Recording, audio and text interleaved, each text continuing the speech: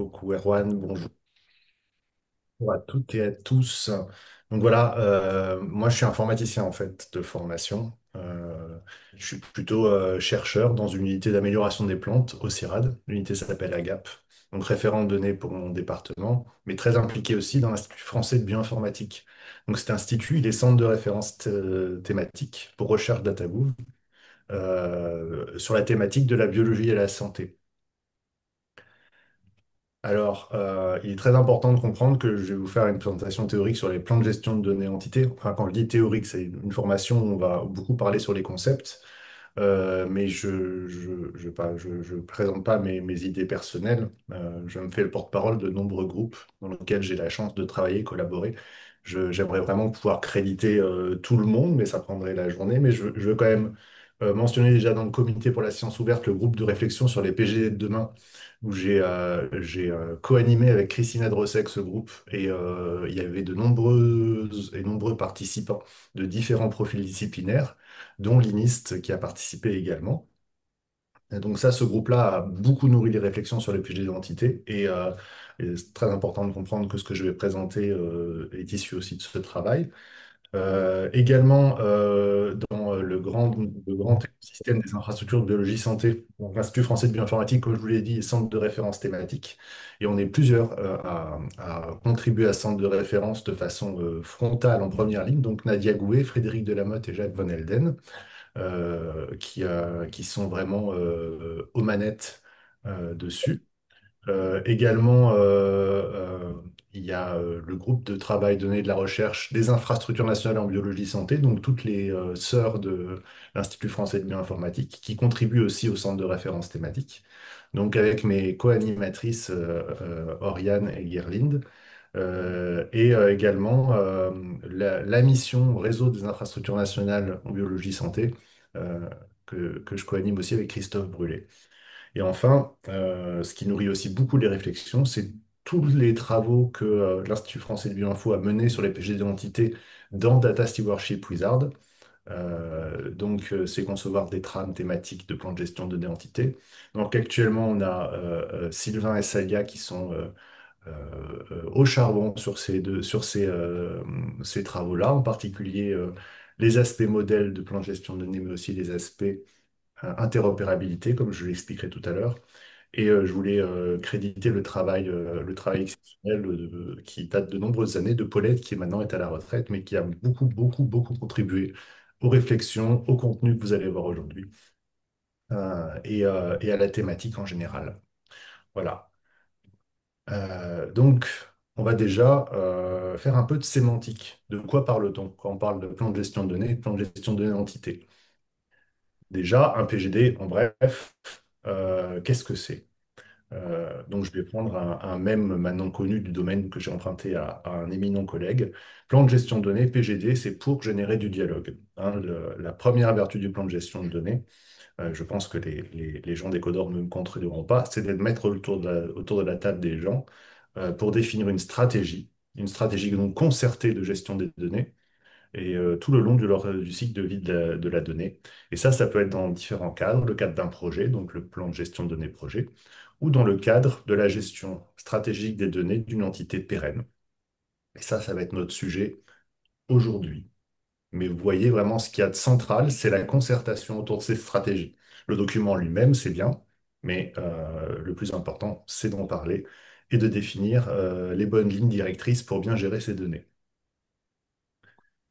Alors, qu'est-ce que n'est pas un PGD? Ça, c'est une question importante parce que souvent, quand on parle de plan de gestion de données, les gens mettent dedans pas mal de choses et je vais m'inscrire en faux sur certains trucs.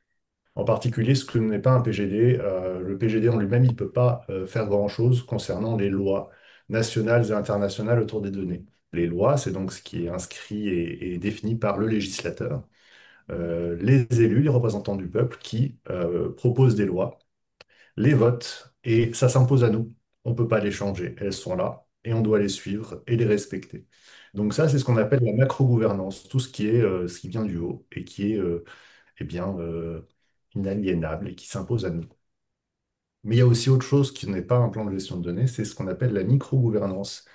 Qu'est-ce que c'est la microgouvernance? Alors, il ne faut pas croire que c'est quelque chose de petit, mais c'est quelque chose qui vient en fait des politiques des données de toutes les communautés. Et par exemple, ça va des petites choses, votre unité de recherche qui définit une politique de données, jusqu'à vos tutelles, hein, l'INRA, le CNRS, que sais-je. Mais également, les politiques de données ministérielles font partie de la microgouvernance. Le plan national pour la science ouverte, c'est une politique de données du ministère de la Recherche et de l'Enseignement supérieur. C'est de la microgouvernance. Ça aussi, ça s'impose à nous, même si on est en général plus proche des gens qui les font et qu'on peut peut-être les discuter avec des acteurs, mais elle s'impose aussi à nous. Finalement, c'est le macro-microgouvernance, c'est le marteau et l'enclume. Euh, et nous, ce qu'on fait quand on fait un plan de gestion de données, c'est ce qu'on appelle la mésogouvernance. Donc j'ai emprunté la définition de ces termes à une collègue du CIRAD qui s'appelle Sophie Fortuneau. Et donc je l'ai accréditée pour ça parce qu'elle m'a expliqué ça en long, en large à un moment donné. Je vous le remets. Donc nous, notre degré de liberté, c'est cette mésogouvernance entre la macro et la microgouvernance. Et c'est là qu'on fait le plan de gestion de données. On doit suivre aussi bien les lois que les politiques de données de nos hiérarchies, de nos groupes d'intérêt. À savoir, souvent, lorsque les gens qui font les politiques de données euh, veulent les définir, eh ben, ils commencent par regarder ce que font déjà leur personnel scientifique ou d'accompagnement. Et donc, souvent, on veut forger l'enclume directement et on veut se dire, bah voilà, pour définir une politique de données, en fait, il y a déjà plein de bonnes pratiques qui sont en place sur le terrain.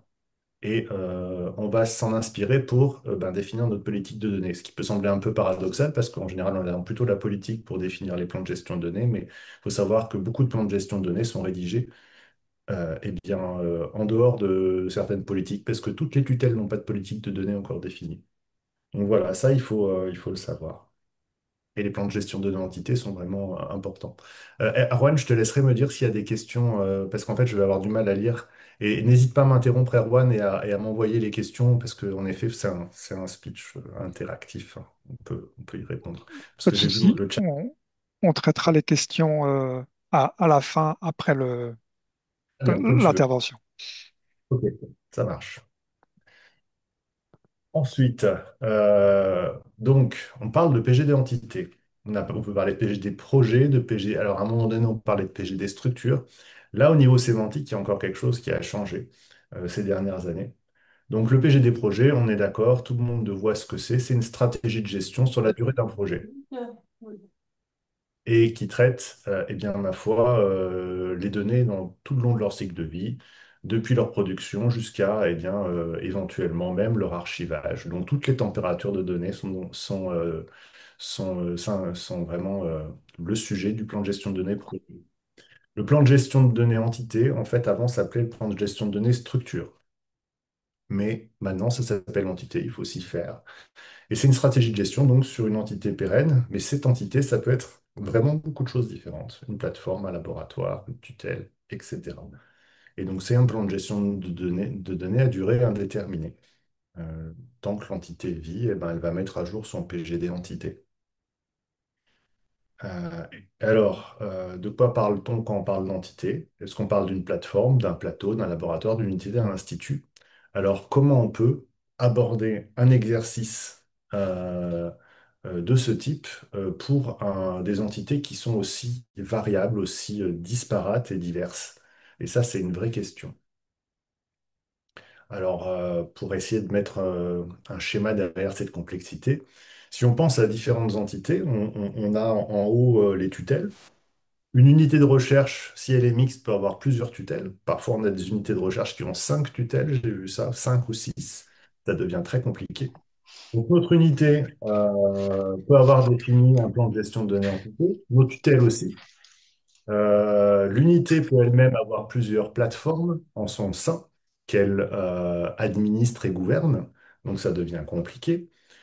Et donc finalement, si toutes ces entités s'intéressent à leur stratégie de gestion des données et font des PGD, est-ce que vraiment on parle toujours de la même chose? Et est-ce que parfois on ne confond pas donc les différentes notions à droite, la politique d'un institut par exemple, une politique, une gestion dans une unité ou un plan de gestion de données plateforme qui semble quelque chose de un peu plus simple à comprendre qu'un plan de gestion de données, mettons, de tutelle. Euh, Donc voilà, qu'est-ce qu'on traite exactement quand on parle de PGD entité, de la tutelle à la plateforme en passant par l'unité? Et finalement, c'est une question ouverte. Qu'est-ce qui va être contenu là-dedans? Est-ce que ça va être un document finalement politique, et auquel cas on a l'impression de faire un PGD, mais en fait on va définir une politique de données? Ou est-ce que dans notre PGD, en fait, entité, on ne va pas plutôt passer des recommandations pour les PGD projets, par exemple? Ou est-ce que l'unité ne va pas faire des recommandations pour les PGD plateformes de ces plateformes? On a une espèce de flux entre des informations politiques, des informations stratégiques, et finalement, quand on remplit notre PGD entité, on peut y trouver des choses extrêmement différentes les unes des autres. Donc ça, c'est une question ouverte, hein, je n'ai pas toutes les réponses, mais en tout cas, il faut savoir qu'il règne une confusion importante lorsque on commande, par exemple, à une unité son PGD entité, ce qui est beaucoup fait dans les tutelles. On peut se retrouver avec des choses qui n'ont pas grand-chose à voir les unes avec les autres. Et donc, il y a le petit gag de vocabulaire que je pense que pas mal connaissent, mais je préfère le redire aussi. Il faut savoir qu'au-delà des PGD structures qui sont devenues entités, on parle également de PGD structurés. Et ça n'a rien à voir.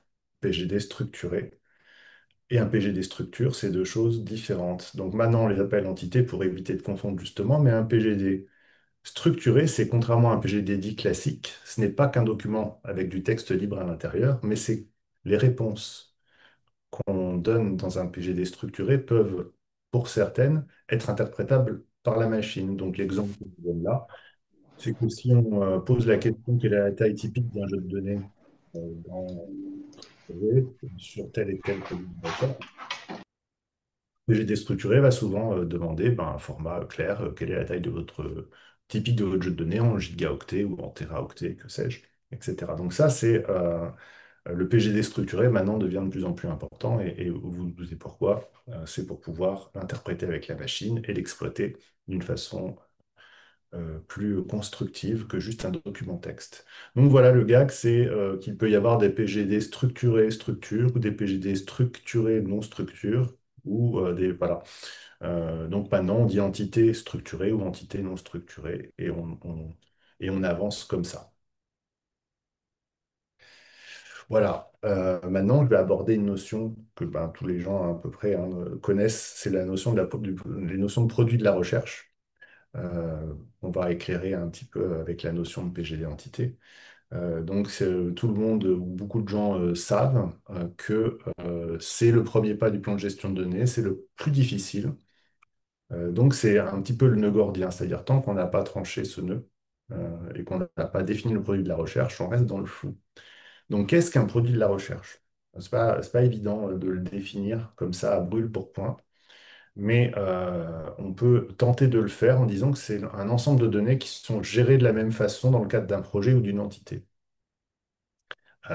C'est-à-dire que si vous répondez à votre question pour un produit, à une question pour votre produit de la recherche, mettons euh, quel est le niveau de sauvegarde de vos données, par exemple. Euh, et si vous devez répondre avec des bullet points en disant, eh bien, pour ces données-là, elles sont dupliquées à tel endroit, pour ces données-là, elles seront sauvegardées sur bande, et pour ces données ça veut dire que vous avez mal découpé vos produits de la recherche. Parce que finalement, il faut découper de façon à ce qu'il y ait une réponse simple pour chaque question, et pas des choix multiples. Typiquement, si vos données de génomique sont gérées différemment de vos données d'imagerie, eh bien, vous allez faire deux produits de la recherche pour éviter de complexifier votre plan de gestion de données et de le rendre illisible. Donc, on découpe notre PGD en produits de la recherche et on répond aux questions du PGD pour chaque produit de la recherche. Et bien entendu, les solutions de découpage, il en existe plusieurs. Et potentiellement, dans un projet, on peut aborder les choses différemment selon qui est autour de la table et comment on est luné ce jour-là. Alors, un exemple projet, parce que ça parle plus aux gens en général, donc ça, c'est celui que je viens de dire. Classiquement, on peut découper dans un projet les produits de la recherche par type de données. Par exemple, on a des données de bioimagerie et des données de séquençage, on va faire deux produits de la recherche, ou plus, bien sûr, parce qu'il peut y avoir plein d'autres types de données différents. Et donc, c'est bien parce que, par exemple, nos données de bioimagerie, en effet, il y a les images brutes, les images analysées, les images annotées. On va définir tout le long du cycle de vie de nos données de bioimagerie, comment elles sont sauvegardées, analysées, stockées, partagées, ouvertes. Euh, et, euh, et ça, on va être capable de le faire parce qu'en fait, à chaque étape du cycle de vie, il y aura une réponse simple à chaque fois. Et si jamais il y avait des réponses compliquées à différentes étapes du cycle de vie, ça veut dire qu'on pourrait redécouper un peu nos produits de la recherche. Pareil pour le séquençage.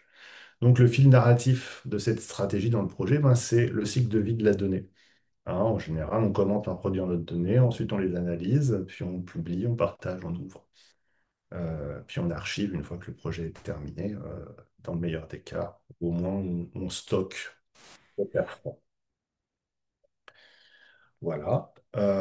Et finalement, donc ça, c'est une réflexion qui est venue. Quand on a posé donc, c'est une collègue, Céline Hernandez, est, euh, qui gère une plateforme de séquençage, et qu'on lui a dit, bah, toi, comment tu découperais ton PGD entité pour ta plateforme de séquençage?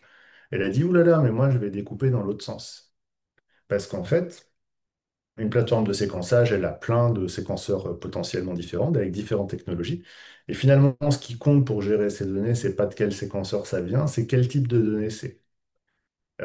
Céline nous disait, ben, moi, j'ai les données brutes. Toutes les données brutes, quel que soit le séquenceur qui les produit, ben, ça m'est complètement égal. Je vais gérer mes données brutes de la même façon. Elles vont être sauvegardées de telle façon, elles vont être mises à disposition des clients de telle façon, etc. Les données analysées, les données valorisées. Donc elle dit, moi, mes produits de la recherche, ils vont pas être vraiment le long du cycle de vie et surtout, ils vont pas être dans le même sens qu'un projet. Parce que pour un projet qui fait du séquençage, lui, c'est sa donnée de séquençage, elle va comprendre et les données brutes, et les données analysées, et les données valorisées. Donc le découpage, il est orthogonal. Et donc finalement, le fil narratif du PGD entité, il est le long du cycle de vie, mais par type, on va dire euh, par type de données, mais pour une plateforme, ça ne représente pas vraiment la même chose. Donc les données brutes, les données analysées, les données valorisées. Et donc ça a été pour nous un petit peu un casse-tête, parce qu'on s'est posé pas mal de questions sur comment aborder ce découpage, selon si on est une plateforme ou autre chose, ou une unité, etc. Donc voilà, l'exemple entité montre qu'on peut découper complètement autrement.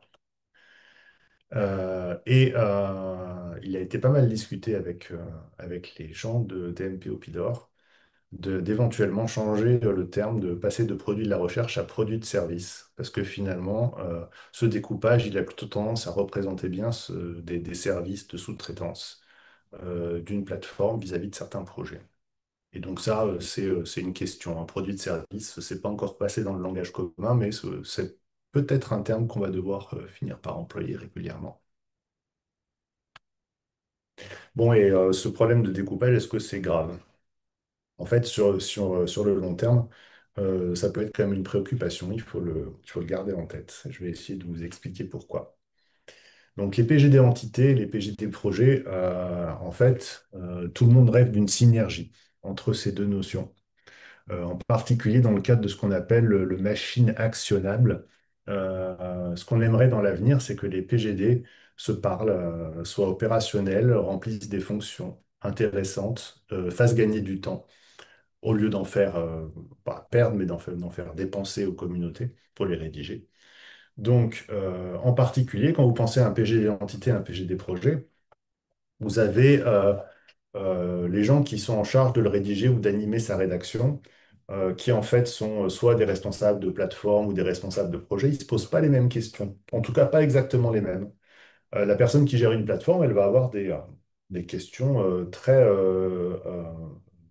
concrètes, très factuelles. Quels sont les prochains projets qui vont émerger dans ma plateforme? Comment je vais devoir faire évoluer mes ressources parce que quels vont être les futurs besoins de mon collectif? Combien je vais avoir de nouveaux utilisateurs? Quel groupe je vais avoir à créer, administrer? Et quelle est la future montée en charge de la plateforme? Est-ce que je vais avoir assez de ressources? Donc ça, c'est des vraies questions que se posent les gestionnaires de plateforme, et des questions qui peuvent être stressantes.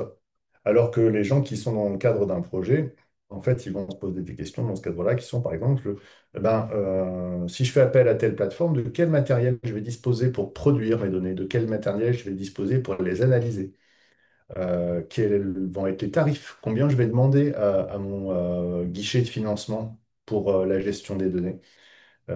Et comment je vais réussir à récolter l'ensemble de ces informations stratégiques pour remplir mon PGD projet, sachant que bah, je vais peut-être sous-traiter à 3, 4, 5, 6 plateformes durant le projet. Donc ça, c'est des vraies questions.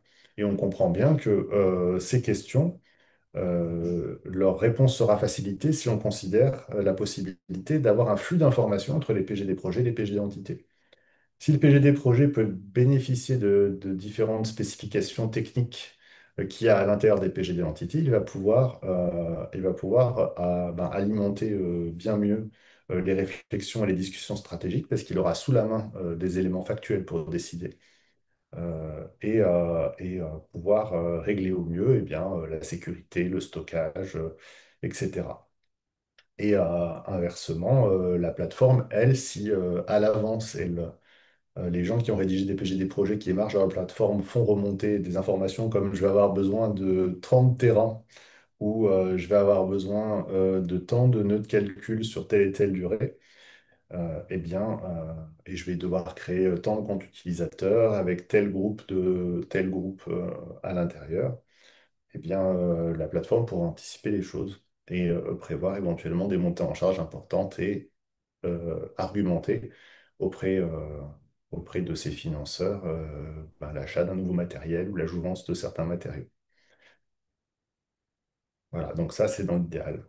Et du coup, on peut comprendre que ça, cette situation entre un PG d'identité, un PG des plateformes, un PG d'identité, un PG des projets, c'est une chose, mais la réalité est bien plus complexe. Parce qu'un PG des projets, comme je vous l'ai dit, il peut parfois interagir avec plein de PG d'identité, aussi bien plateforme qu'autre chose. Mais ici, si on pense aux plateformes de production, plateformes d'analyse et à différents produits de la recherche, on peut imaginer facilement qu'on a un bon petit paquet de plateformes appliquées dans un projet de recherche. Et inversement, bah, le PGD entité lui-même, il va potentiellement avoir plein de PGD projets qui vont lui faire remonter des informations. Donc c'est un flux de N vers M très complexe à gérer. Et, euh, et et ça ne fonctionne pas encore, hein, ce flux d'informations entre les PGD de projet et les PGD entités, mais on comprend bien que ça va pas forcément faciliter les choses. Et dans ce cadre-là, le fait que éventuellement les PGD entités et les PGD projets n'aient pas découpé leurs produits de la recherche dans le même sens, eh bien ça peut provoquer des complexités. Et des vrais problèmes méthodologiques pour les faire parler les uns avec les autres. Donc il y a plein de notions de plans de gestion de données qui sont des notions encore à consolider, mais la modularité des plans de gestion de données, le pré-remplissage des plans de gestion de données, les actions d'administration qui peuvent être faites par les plans de gestion de données et les transferts de données entre PGD, tout ça, c'est encore à construire.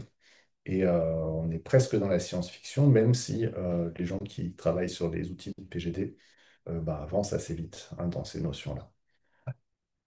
Donc voilà un petit peu quelles sont les préoccupations des gens par rapport à ça.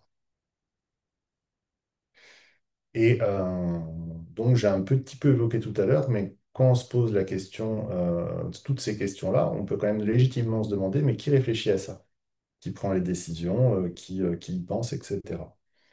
Donc là, je vous propose un schéma qui fait peur un petit peu.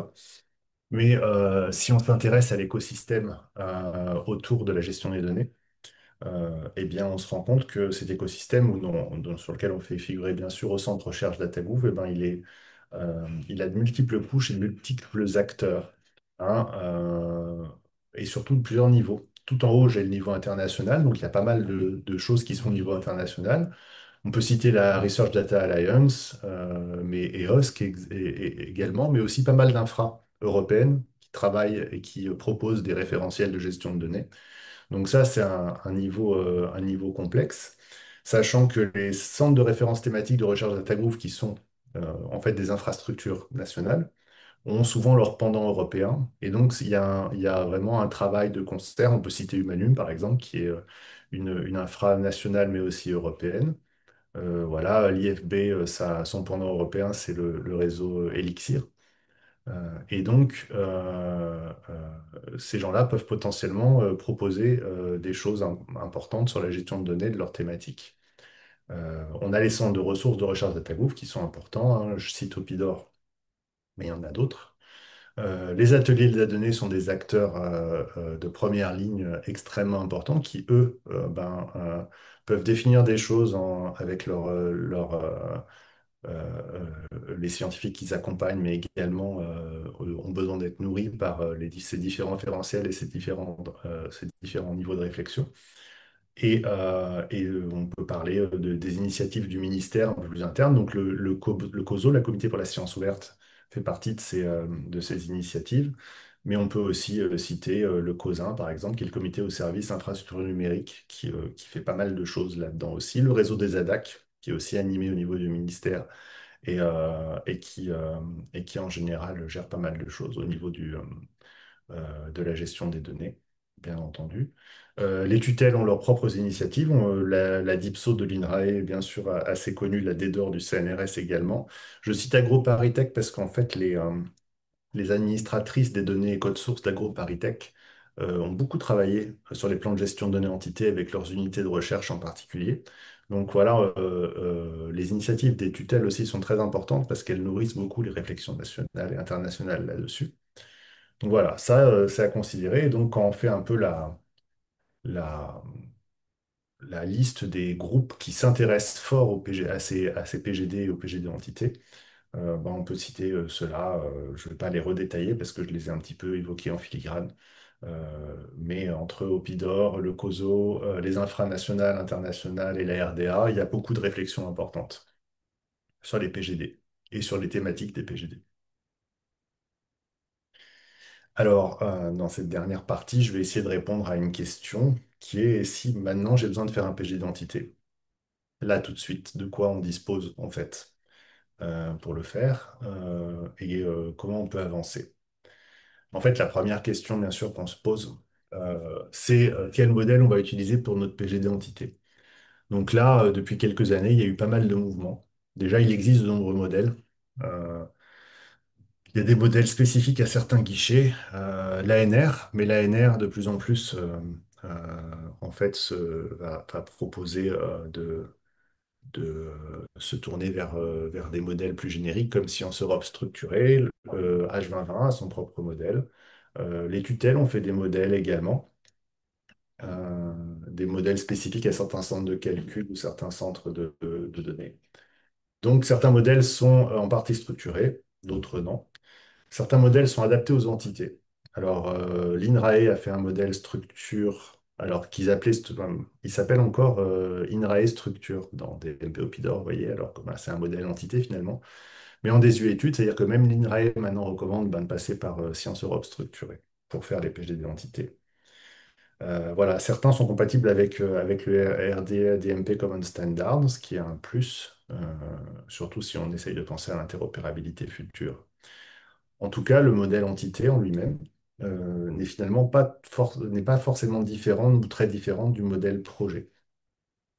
D'ailleurs, je m'explique, vous voyez, en gros, un modèle va répondre toujours à ces grandes catégories de questions. Qu'on soit une entité ou un projet, en fait, on va répondre à ces mêmes questions. Et en fait, ce qui va changer, c'est plus selon notre objectif.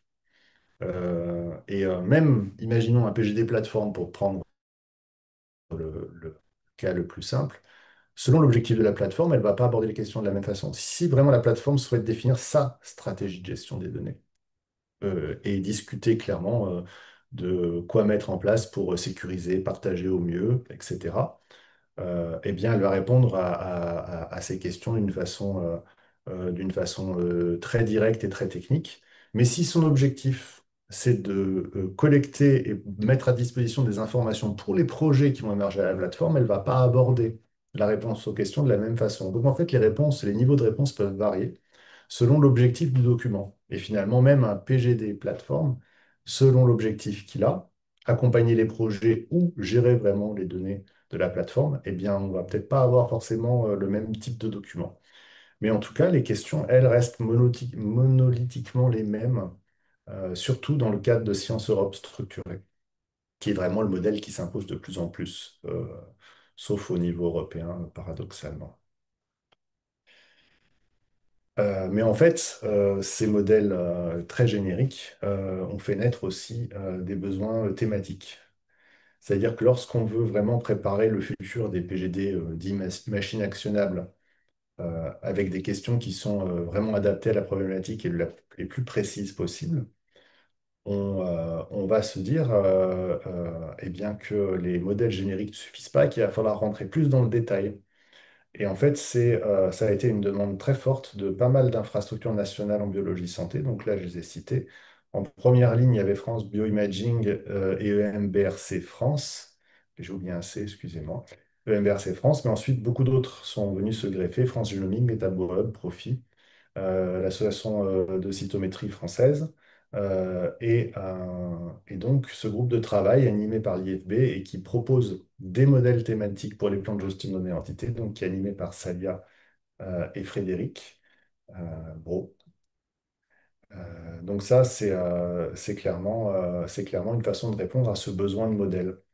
Donc, il y a aussi également à mentionner, alors qu'il y a un objectif différent, mais le groupe de travail que François Genevois anime autour des PGD thématiques. Alors, il s'agit de PGD projets quand même qui sont collectés, mais clairement, il y a un besoin de regarder thématiquement ce qui se fait, comment ça a été rempli. Et ça, c'est très important comme source d'information pour alimenter éventuellement la création de modèles spécialisés. Et il faut aussi mentionner que DMP Opidor s'intéresse de plus en plus aux aspects thématiques des PGD et a initié dans le cadre de recherche de travail de récolte de profils thématiques pour aider les gens à remplir les PGD au niveau de certains produits de la recherche, par exemple. Leur idée, c'est de dire on va choisir de faire un produit de la recherche génomique, et ben dans ce cas-là, une fiche d'accompagnement va venir guider le scientifique qui rédige pour remplir son PGD selon cette thématique.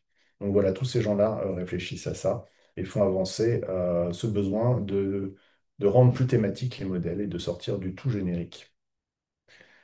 Et maintenant, si on se pose la question de quel outil utiliser pour remplir un PGD entité à l'heure actuelle, en fait, si on est très agnostique et qu'on regarde rapidement ce qui se fait en Europe, on peut citer Argos, on peut citer la combinaison DMP Roadmap, euh, et puis bien sûr, les deux sur lesquels je vais plus insister, pour des raisons pratiques et politiques en même temps, c'est Data Stewardship Wizard et DMP Opidor. Donc DMP Opidor, on ne le presque plus, bien sûr. C'est l'outil qui est favorisé au national. Opidor est un centre de ressources pour recherche DataGouv. C'est un outil qui est en évolution constante.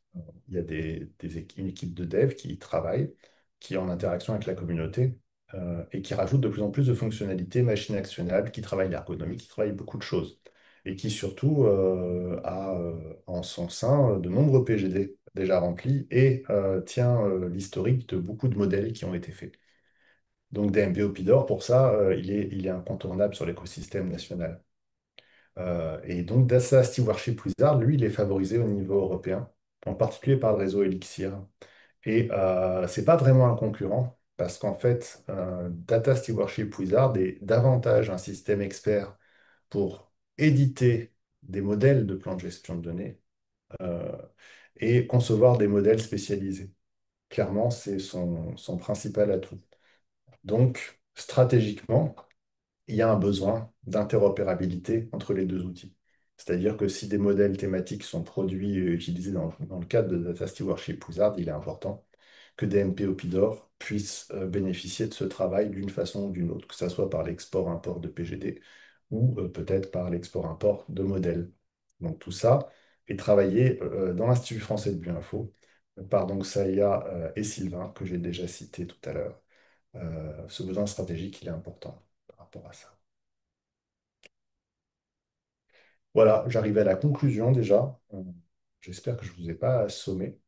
Euh, ce que je voulais vous donner comme message à emporter chez vous, c'est que vous l'avez peut-être remarqué, mais je tiens à insister, le PGT n'est pas un exercice à maturité. Je ne sais pas s'il sera un jour à maturité, pour être tout à fait honnête. C'est une vraie question. Mais il n'est pas à maturité, il va évoluer encore beaucoup. Et J'ai une pensée émue à tous les ateliers de données qui doivent accompagner les scientifiques sur les PGD. Bah, c'est un travail complexe parce qu'il va falloir s'adapter en permanence et se tenir prêt à capitaliser les différentes évolutions sur cet exercice. C'est un exercice clivant parce que il suffit d'évoquer ce sujet pour avoir les deux grandes caricatures, les gens qui pensent que le PGD va sauver le monde et ceux qui pensent que le PGD est une perte de temps fomentée par des groupes extrémistes. Donc voilà, cet exercice clivant, nous, il faut être capable de reconnaître ses faiblesses, de reconnaître ses qualités, de savoir le faire évoluer vers un exercice de plus en plus constructif et utile pour les communautés scientifiques. Donc le PGD, je l'ai déjà dit, mais je vais réinsister, il incite à une étape de dialogue qui est cruciale. Rédiger un PGD tout seul dans son coin pour satisfaire l'ANR, c'est un acte manqué. C'est dommage, ça ne sert à rien, à part à faire passer le projet. Le PGD, lui, recèle des informations exclusives. Il y a beaucoup d'informations qui ne sont que dans le PGD quand on y pense. Beaucoup de choix stratégiques qui sont faits, si on ne les couche pas sur le papier, ils deviennent obscurs quand on essaye de se retourner sur l'histoire d'un projet. Euh, les différents PGD, je vous en ai parlé, projet, plateforme, unité, établissement, contiennent souvent les mêmes questions, mais des réponses très différentes selon l'objectif du document. Ça, je l'ai déjà mentionné, mais j'insiste. Donc, quand vous ouvrez un PGD, il faut quand même avoir en tête à quoi il est censé servir. Et surtout dans le cadre des PGD entités, vous avez une grande variabilité de documents et d'objectifs, et donc les PGD ne se ressemblent pas forcément. Voilà, et j'en ai fini. Donc, Erwan, je te propose d'animer la séance de questions-discussions, si tu veux.